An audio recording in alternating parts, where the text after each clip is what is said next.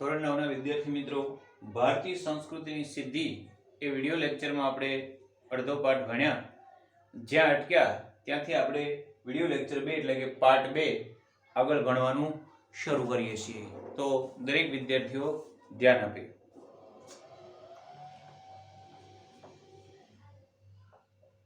ભારતમાં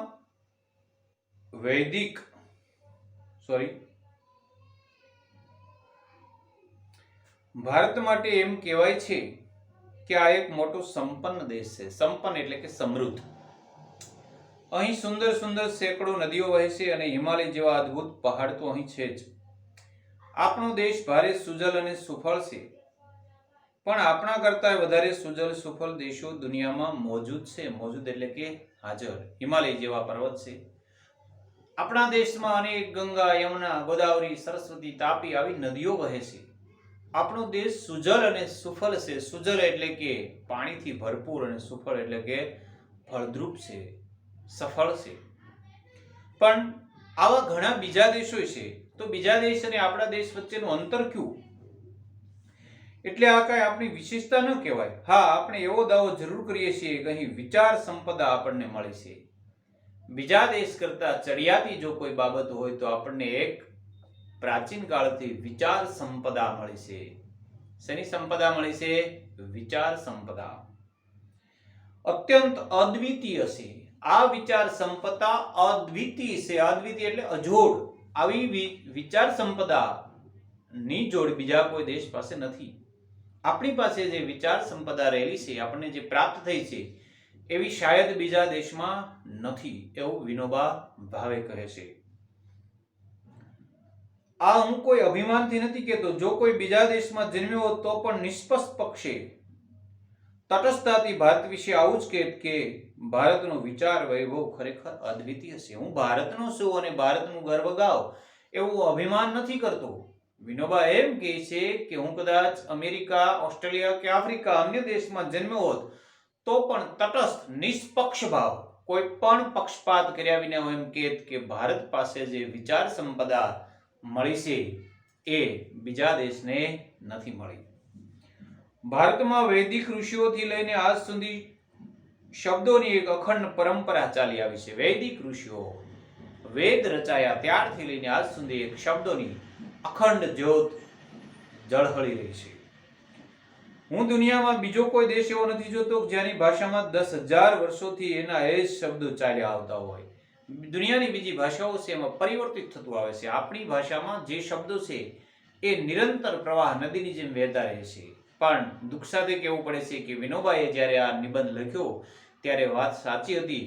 આજે આપણી ગુજરાતી જોખમમાં છે, ખંડિત થઈ ગઈ છે. ગુજરાતીમાં અન્ય ભાષાઓના ભારોભાર શબ્દો પ્રવેશી ગયા છે અને કેટલીક વાર આપણે ગુજરાતી હોવાનો દાવો પણ ન કરી શકીએ, કારણ કે આપણને અમુક અંગ્રેજી શબ્દોનું ગુજરાતી આવડતું નથી અને એટલા અંગ્રેજી શબ્દો ગુજરાતીમાં પ્રવેશી ગયા છે કે આપણે એને છૂટા પણ પાડવા મુશ્કેલ છે. આ વિનોબા ગર્વ લઈ શક્યા, આપણે લઈ શકીએ તેમ નથી. ભારતમાં શબ્દ શક્તિનું જેટલા ઊંડાણથી ચિંતન થયું છે તેટલું બીજું ક્યાંય નથી થયું. ભારતે પોતાના પુરાણા શબ્દોને તોડ્યા નથી, નવા જરૂર બનાવ્યા છે. સાથે જૂના શબ્દોમાં નવા અર્થ નાખીએ તો એનો વિકાસ કર્યો છે. આ શબ્દ પરંપરા ભારતમાં પહેલેથી આજ સુધી અખંડ ચાલી છે. બીજી કે આવું જોવા મળતું નથી. 10,000 શબ્દો એમના રહ્યા, ઉપરાંત એમાં નવા શબ્દો થયા. એક ખાસ આજે પણ છે કે આપણા શબ્દોમાં જે ઊંડાણ છે, જે આપણા શબ્દોમાં જે ભાવ છે એ બીજા દેશના શબ્દોમાં નથી. દાખલા તરીકે ઉદાહરણ લઈએ તો ગુજરાતીમાં માં શબ્દ બોલો અને જે હૃદયમાંથી માતૃત્વનો ભાવ જન્મે એવું મધર બોલતા નથી જન્મતો. આપણા શબ્દોમાં ઊંડાણ ભારોભાર છે. અત્યારે એક સરસ SMS વાયરલ છે, આમ સમજવા જેવો છે એટલે કહું છું. બાકી આમ વોટ્સએપના SMS મને બોલવા કે વાંચવા જ ગમતા નથી. જીવવું હોય તો ઘરે મરો. આમ જોવો તો વિરોધાભાસ લાગે. તમારે જો જીવવું હોય તો ઘરે મરવા. અહીંયા મરવાનો અર્થ મરો નહીં, મૃત્યુ પામો નહીં, ઘરમાં રહો. આ કોરોના એટલો સંક્રમણ વધી રહ્યું છે એટલા માણસ એના શિકારનો ભોગ બનતા જાય છે કે તમારે જો તંદુરસ્ત રહેવું હોય તો ઘરમાં રહો. એના માટે સરસ એક ગુજરાતનો કોઈ શબ્દ રહેવો હોય કે લાવ જીવવું હોય તો ઘરમાં મરો. આ જે ગુઢાર્થ બીજી ભાષામાં નથી. આ આપણને ગુજરાતી ભાષા મળી છે, ભારત દેશ પ્રાપ્ત થયો છે. યાચકાચાર્યે કહ્યું કે આપણી સનાતન છતાં નિત્ય નૂતન સંસ્કૃતિ છે. આપણી ભીતર એક અખંડ તંતુ કાયમ છે. આપણી સંસ્કૃતિ કેવી છે? સનાતન છતાં નૂતન, કંઈક ને કંઈક નવું પામતી જાય, નવું વિચારતી જાય, નવું ઉમેરતી જાય. પુરાણા જમાનામાં કોઈ ઋષિ આજે આવે તો એને આપણે બાહ્ય વેશ ભલે જુદું દેખાય, પણ એને આપણામાં એવું કંઈક અવશ્ય દેખાય છે જેને લીધે આપણને કહી ઉઠશે કે મારા જ બાળકો છે. આપણી ભીતર કોઈ શાશ્વત, સ્નિગ્ધ, ચવડ, કઠોર, જીવતરવાળી વસ્તુ છે જે બદલાતી નથી. આ આપનું એક અનોખું બળ છે. કે કોઈ ઋષિ જો આવે તો એમ કે વસ્ત્રો બદલી ગયા, પહેલા ધોતી પહેરતા. આજે ભારતીય સંસ્કૃતિમાં એ વસ્ત્ર પરંપરા જળવાણી નથી, પણ એ વિચાર સંપદા છે. ચવડ, સરળતાથી ચાવી શકાય તેવું, શાશ્વત, કાયમ રહેલું, સ્નિગ્ધ, સુવાળ, કોમળ, કઠોર અને જીવતરવાળી વસ્તુ છે જે બદલાતી નથી. આ આપનું એક અનોખું બળ છે. અનોખું એટલે સાવ જુદું, બીજા દેશો કરતા અનેક જુદું. હજારો વર્ષોનો આપનો પુરાતન દેશ છે, જ્યાં બીજા દેશનો ઇતિહાસનો આરંભ પણ નહોતો થયો, ત્યારે આપના પૂર્વજો ગૌરવ શિખર પર પહોંચી ગયા હતા. અનેક પરિવર્તન આવ્યા છતાં અહીંની પરંપરા અતૂટ છે. જે બીજા દેશમાં પ્રારંભ નહોતો થયો, ત્યારે આપણા દેશની સંસ્કૃતિ શિખર ઉપર હતી. આજે આપણે એક વાત કરીએ, એક શિક્ષક તરીકે વાત કરું તો આજે આપણે ભણવા માટે વિદેશમાં જઈએ છીએ અને ગર્વ લઈએ છીએ કે મારો સ્ટુડન્ટ, મારો પુત્ર, સન, મારો ભાઈ, કોઈ પણ બાબતે કે જે વિદેશમાં વસે છે, જે વિદેશમાં ઓસ્ટ્રેલિયાની યુનિવર્સિટીમાં ભણે છે. પરંતુ એક સમય એવો હતો કે વિદેશના લોકો અહીંયા નાલંદામાં, વલ્લભી વિદ્યાપીઠમાં ભણવા આવતા અને વિદેશના લોકો ગર્વ લેતા કે અમારા બાળકને ભારતમાં એડમિશન મળી ગયું. ત્યારની આપણી પ્રસિદ્ધિ છે. અનેક પરિવર્તનો આવ્યા છતાં અહીં પરંપરા અતૂટ છે. અતૂટ એટલે તૂટી નથી. જે પ્રાચીનતમ કાળ સાથે આપણને જોડી રાખે છે. સ્થળ કાળના ભેદો છતાં અહીં એકતાના દર્શન થાય છે. સ્થળ કાળ, આપણે ગુજરાત છે, મહારાષ્ટ્ર હોય, રાજસ્થાન હોય, આ સ્થળ કાળના સમયના ભેદભાવ છે, પણ વિવિધતામાં એકતા ભારતમાં સમાયેલી છે. વિવિધતામાં એકતા.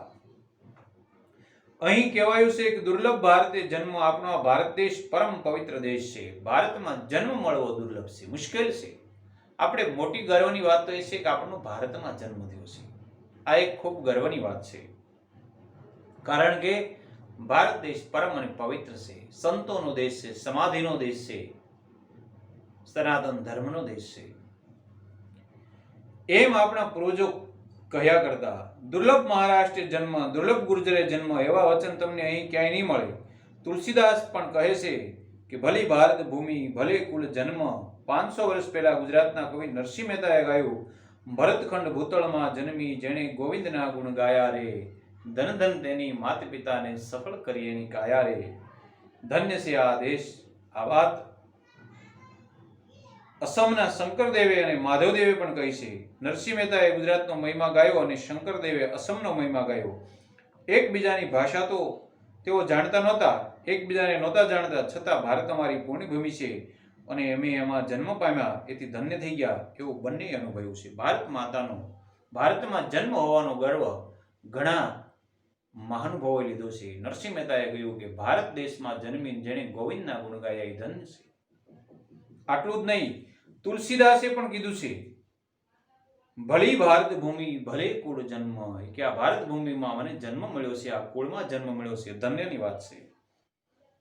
નરસિંહ મહેતાએ પણ કહ્યું છે, અને અસમના શંકરદેવ અને માધવદેવે પણ ભારતનો મહિમા ગાયો છે.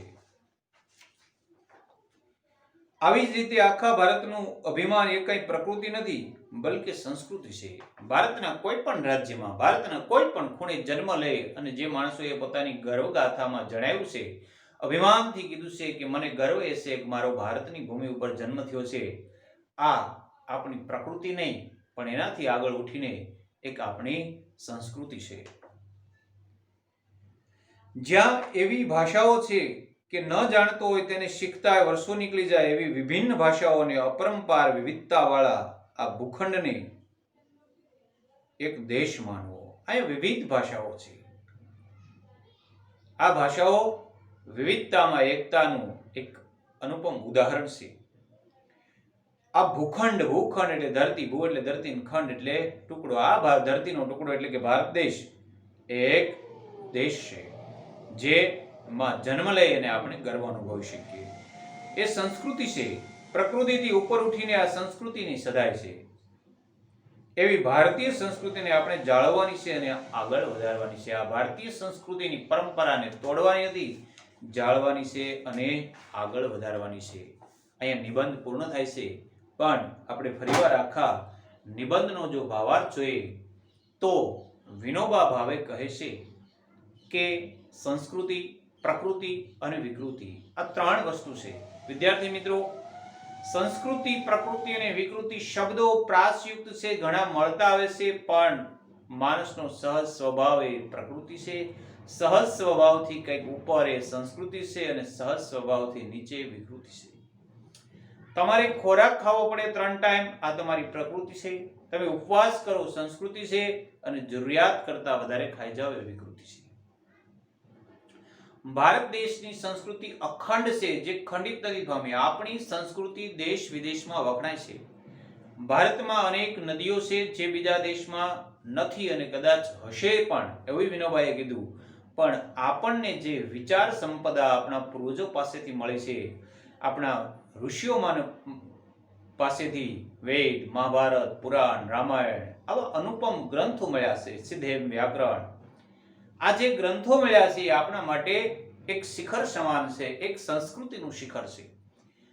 આપણે ઊંચું માથું કરીને એટલા માટે જીવી શકીએ કે કૃષ્ણએ મહાભારતમાં ગીતા ગાય છે એ ભારત ભૂમિ પર ગવાય છે.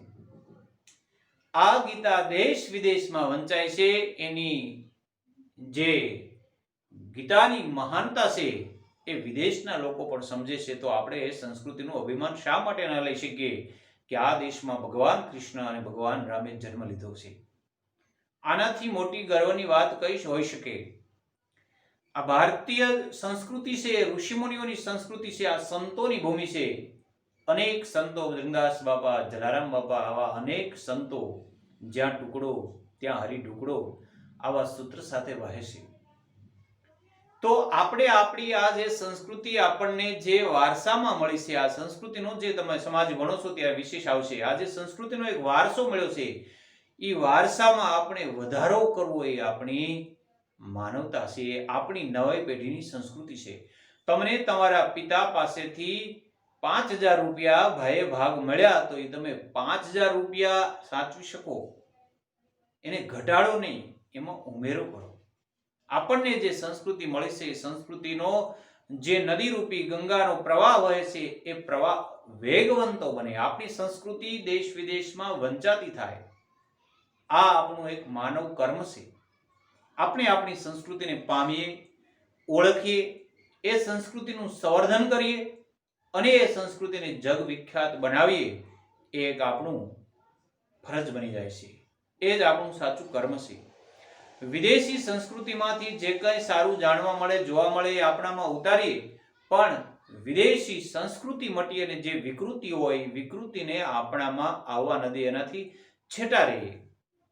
આપણે આપણા મોટા ભાઈ બહેન, નાના ભાઈ બહેનો દ્વારા શીખીએ અને શીખવાડીએ કે આપણું નથી, આપણને ન શોભે, આપણે ન કરાય. મેં પહેલા કીધું કે ત્યજી કુળની રીત, હાવજ ખડ ખાય, લાજે સિંહણના દૂધડા અને ભવાનીની ભોટક થાય.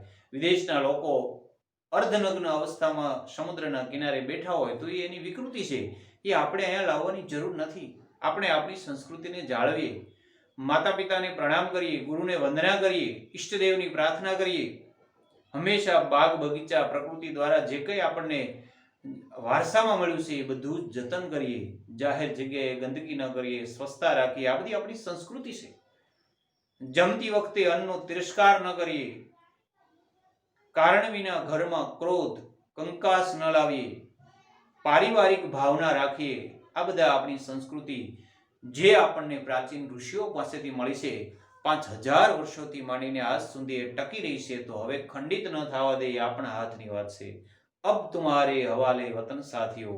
આ ઋષિમુનિઓ તો જોતા છે કે અમે આ સંસ્કૃતિનું સંવર્ધન કર્યું, આ સંસ્કૃતિની શોધ કરી, નવા નવા પ્રયોગો કર્યા, નવી પેઢીને આપ્યા.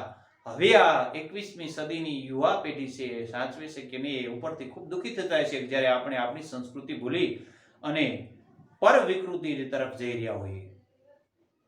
ટેકનોલોજીના રંગે રંગાય અને સંસ્કૃતિ ભૂલી જવી એ આપણી વાત નથી. અબ્દુલ કલામે પણ કીધું છે કે સંસ્કૃતિ અને વિજ્ઞાન, ધર્મ અને વિજ્ઞાન એ બંને જુદા હાથ છે, ડાબો અને જમણો હાથ છે. બેની જરૂર છે પણ બેને એક ત્રાજવે ન તોડો. બે જુદી વસ્તુ છે.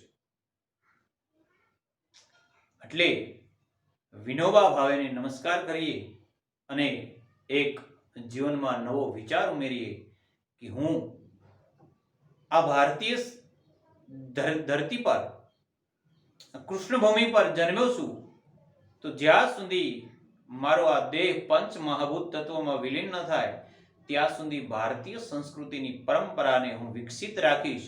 હું કોઈ બીજા દેશની વિકૃતિને મારામાં, મારા પરિવારમાં કે મારા દેશમાં આવવા નહીં દઉં. આ સાથે આજે આપણે આ ભારતીય સંસ્કૃતિની સિદ્ધિ પાઠ પૂરો કરીએ છીએ અને સ્વાધ્યાય સોલ્વ કરીએ.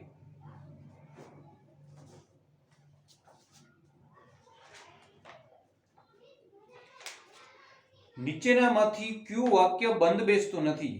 વિકૃતિ એટલે સહજ સ્વભાવ, પ્રકૃતિ એટલે સહજ સ્વભાવ, સંસ્કૃતિ એટલે સહજ સ્વભાવથી ઉપર ઉઠવું અને વિકૃતિ એટલે સહજ સ્વભાવથી નીચે ઉઠવું. જો ખાસ ધ્યાન આપજો, કયું વાક્ય બંધ બેસતું નથી એટલે કે કયું ખોટું છે એ ગોતવાનું છે. તો વિકૃતિ એટલે સહજ સ્વભાવ, આ વાક્ય ખોટું છે. અહીંયા ખરેખર શું હોવું જોઈએ? પ્રકૃતિ એટલે સહજ સ્વભાવ. આ વાક્ય બંધ બેસતું નથી. બાકી પ્રકૃતિ એટલે સહજ સ્વભાવ, આ બરાબર છે. સંસ્કૃતિ એટલે સહજ સ્વભાવથી થોડુંક ઉપર જવું, આ પણ બરાબર છે. અને વિકૃતિ એટલે સહજ સ્વભાવથી નીચે જવું. વિકૃતિઓ ક્યારે ક્ષીણ થતી જશે? ક્ષીણ એટલે નાશ. વિકૃતિનો નાશ, વિનાશ ક્યારે થશે? ક્યારે ધીરે ધીરે ઘટતી જશે? માણસમાં વૈજ્ઞાનિક વૃત્તિ જેમ જેમ ઘટતી જશે ત્યારે. વૈજ્ઞાનિક વૃત્તિ ઘટે ત્યારે? ના, આ જવાબ બરાબર નથી. માણસમાં પશુ વૃત્તિ આવશે ત્યારે? માણસ પશુની જેમ વર્તન કરશે ત્યારે? ના, આ જવાબ પણ યોગ્ય નથી. દુનિયાની સંસ્કૃતિનો અભ્યાસ કરવાથી અથવા માણસમાં વૈજ્ઞાનિક વૃત્તિ જેમ જેમ વધતી જશે, માણસમાં જેમ જેમ વૈજ્ઞાનિક વૃત્તિ વધતી જશે તેમ તેમ વિકૃતિઓ ક્ષીણ થતી જશે. મનથી ટેકનોલોજી મેપાવો, મનથી આધુનિક બનો, તનથી નહીં. પાઠના આધારે ભારત પાસે અદ્વિતીય એવું શું છે? તો પાઠના આધારે ભારત પાસે વિચાર સંપદા છે, એ અદ્વિતીય છે, અજોડ છે, એની જોડ નથી મળે. બીજા દેશને આ વિચાર સંપદા નથી મળી. નીચેના પ્રશ્નોના 2-3 વાક્યમાં આવો. પ્રાચીન સમયમાં કોઈ ઋષિ આજ આવે તો શું શું કહેશે? તો શું કહેશે? પ્રાચીન કાળના કોઈ ઋષિ જો આજે આવે તો કહેશે કે માણસ, મારા બાળકો, આ ભારતનું સંતાન વસ્ત્રોથી બદલી ગયું છે પણ વિચારોથી એ જ છે. હજી એનામાં ચવડ, એ સંપદા, એ સંસ્કૃતિ આજે પણ એ જ રીતે સંચવાયું છે. આ ભારત ભૂમિમાં જ્યારે હું હતો એ જ છે. પાઠના આધારે થોડુંક લખજો, મેં મારી રીતે સમજાવ્યું છે. નીચેનો પેરેગ્રાફ વાંચી નીચે આપેલા પ્રશ્નોના ઉત્તર આપો. પેરેગ્રાફ પાઠનો જ છે અને એમાંથી જવાબ આપવાના છે. બીજાની મહેનત લૂંટી ભોગ ભોગવવાની વૃત્તિને શું કહેવાય? બીજાની મહેનત લૂંટી, બીજો મહેનત કરે, એને જે ફળ મળે એ ફળ એને ન આવવા દો, તમે લઈ લો, એને શું કહેવાય? એનો જવાબ આમાં આવ્યો છે. પહેલા આપણે પેરેગ્રાફ વાંચી લઈએ. ઉપવાસ કરવો એ સંસ્કૃતિ છે. આપણે મહેનત કરીને ખાઈએ તે આપણી પ્રકૃતિ છે. આપણે જાતે મહેનત ટાળશું અને બીજાની મહેનતને લૂંટીને ભોગવતા રહીશું, આપણી વિકૃતિ છે. હવે જવાબ મળે છે. બીજાની મહેનત લૂંટીને ભોગવવી એને વિકૃતિ કહેવાય. ઉપવાસને લેખક શું કહે છે? ઉપવાસને લેખક સંસ્કૃતિ કહે છે. પ્રકૃતિને સમજાવતા લેખકે શું કહ્યું છે? પ્રકૃતિને સમજાવતા લેખકે કીધું છે કે આપણે મહેનત કરો, બીજાની મહેનતનું જૂટવી ન લો. આ પેરેગ્રાફને યોગ્ય શીર્ષક આપો. સંસ્કૃતિ એટલું આપી શકાય, ભારતીય સંસ્કૃતિ એટલું આપી શકાય. નીચેના પ્રશ્નોના 7-8 લીટીમાં જવાબ આપો. આ પ્રશ્ન મોટો છે, સવિસ્તારથી પ્રશ્ન છે. આ પાઠમાંથી ભારતીય સંસ્કૃતિની વિશેષતા લખો. આ પાઠમાં, આખા નિબંધમાં, આ 2 વિડિયો લેક્ચર ભણ્યામાં તમને ભારતીય સંસ્કૃતિની જે વિશેષતા જોવા મળે છે એ લખવાની છે. 3 પેરેગ્રાફમાં પ્રશ્ન લખવાનો છે. અગાઉના વિડીયો લેક્ચરમાં મેં સમજાવ્યું છે, ફરીવાર યાદ કરાવી દઉં. તો પ્રસ્તાવના તમારે લખવાની અડધી લીટી છોડીને હાંસ્યું પાડીને કે ગુજરાતી સાહિત્યમાં અનેક કવિ લેખકોએ અનેરું સાહિત્ય સર્જન કર્યું છે, પરંતુ વિનોબા એટલે કે વિનાયક જે આચાર્યના નામે ઓળખાયા અને ભારતના સૂફી સંત હતા, જેણે ભૂદાન પ્રવૃત્તિ ભૂદાન ચળવળનો એક મહાયજ્ઞ કર્યો હતો. ખૂબ જ સેવાભાવી હતા અને ભારતીય સંસ્કૃતિના વર્ધન માટે તેઓ ગામડે ગામડે ભટક્યા હતા. ખૂબ જ મહેનત કરી હતી. તેમણે લોકોને એ સમજાવ્યું હતું કે પરિશ્રમથી ઉજળા બનો. એમણે નિબંધ લખ્યો છે, જે નિબંધનું નામ છે ભારતીય સંસ્કૃતિની સિદ્ધિ. આ નિબંધમાં ભારતીય સંસ્કૃતિની સિદ્ધિઓ આપણને ઘણી બધી જોવા મળે છે, જે નીચે પ્રમાણે છે. પછી પેરેગ્રાફ પાડી અને જે પાઠમાંથી આપણને ભારતીય સંસ્કૃતિની સિદ્ધિઓ જોવા મળે તે લખી નાખવાની. આખા પાઠની અંદર ભારતીય સંસ્કૃતિ સિદ્ધિની વિશેષતાઓ જ છે, બીજું કશું છે જ નહીં. એટલે કોઈ એમ ન કહે કે આ પાઠમાંથી સર ભારતીય સંસ્કૃતિની સિદ્ધિઓ જોવા મળતી નથી, તો આપણને વિચાર સંપદા મળી. એ એક આપણી ભારતીય સંસ્કૃતિ છે. ભારત દેશમાં જે વિવિધતામાં એકતા સમાયેલી છે એ આપણી સંસ્કૃતિ છે. આ ભારતીય આપણી ભાષામાં ગુઢાર્થ રહેલા છે એ આપણી સંસ્કૃતિની એક વિશેષતા છે. આપણામાં જે ભેદભાવ નથી, સમાનતાનો ભાવ છે, એ આપણી સંસ્કૃતિની વિશેષતા છે. આવી ઘણી બધી વિશેષતાઓ એક એક લીટીએ એક એક અંકાય છે. દરેક વિદ્યાર્થી મિત્રો પાઠ વાંચશો ફરીવાર એટલે ચોક્કસ આ પ્રશ્ન તમે જાતે લખી શકશો. અહીંયા આજનો આ વિડીયો લેક્ચર પૂરો કરીએ એ પહેલા હોમવર્ક બરાબર સમજી લે. દરેક વખતે કહ્યું છે અને ક્યારેક જો કહેવામાં રહી ગયું હોય તો ભૂલ ન કરે. જ્યારે કોઈ પણ પાઠ પૂરો થાય એટલે વિડીયો તમારા સુધી પહોંચે, ખૂબ ધ્યાનથી, માત્ર વાંચવા ખાતર નહીં, જોવા ખાતર નહીં, ખૂબ ધ્યાનથી વિડીયો સાંભળો. બની શકે તો કાનમાં જે આવે એરફોન એ ચડાવીને સાંભળો, જેથી આજુબાજુના અવાજો તમને ડિસ્ટર્બ ન કરે. ત્યારબાદ જે પાઠનો વિડીયો આવ્યો છે એ પાઠનું વાંચન કરો અને પછી સ્વાધ્યાયમાં પ્રશ્નો જુઓ, એ સોલ્વ કરો અને પાકી બુક લઈને લખવા બેસો ત્યારે નવનીતનો આશરો લીધા વગર જાતે લખો. કદાચ કોઈ વિદ્યાર્થીની સમજણ શક્તિ ધીમી છે તો 2 વાર વિડીયો જુઓ અને છતાં ન સમજાય તો નવનીતનો ઉપયોગ કરવો એ ખોટો છે, ખરાબ છે એવું નથી કહેતો, પણ એમાંથી કોપી ન મારો. નવનીતમાંથી એ પ્રશ્ન ધ્યાનથી 1 વાર 2 વાર વાંચો, સમજો અને પછી લખો. માત્ર ને માત્ર નવનીતમાંથી ઉતારો ન કરો. ખાસ વિદ્યાર્થી મિત્રો યાદ રાખજો, સ્કૂલ શરૂ છે, તમારી હાજરી નથી. ઘણા વિદ્યાર્થીઓના મનમાં પ્રશ્ન થાય કે સરે કીધું સ્કૂલ શરૂ છે તો બીજા વિદ્યાર્થીઓ આવે છે. ના, શિક્ષણ કાર્ય શરૂ છે. દરેક શિક્ષક સ્કૂલે જાય છે, વિડીયો લેક્ચર બનાવે છે. શિક્ષણ કાર્યનો અંત નથી. એ સતત રોજ ને રોજ નવા નવા આગળના પાઠના વિડીયો બનતા જાય છે. તમે માત્ર સંજોગો વસાત આવ્યા નથી. તમે એમ ધાર્યું કે આપણે 5 દિવસ બીમાર પડ્યા અને નથી આવ્યા, સ્કૂલ તો શરૂ હતી તો આપણે જાતે કરવું જ પડશે, એમ માની અને ઘરે વાંચન કરો, આગળ આગળ વાંચતા રહો, વિડીયો સમયસર જુઓ.